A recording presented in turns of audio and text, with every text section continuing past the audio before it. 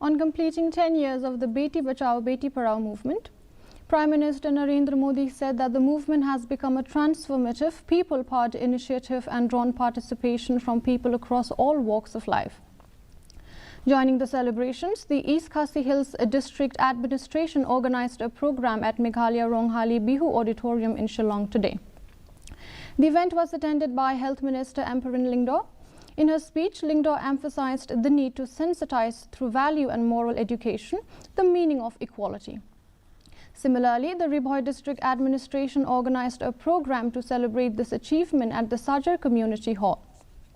The event was attended by Nongpo MLA Meral Bon CM. Awards were also presented to women who have been exemplary role models, inspiring others and bringing honor to the district in various fields. Through value education, moral science, the equality and the meaning of being equal. We have to request, don't demand for your rights, request the men in our lives to go openly with us. In connection with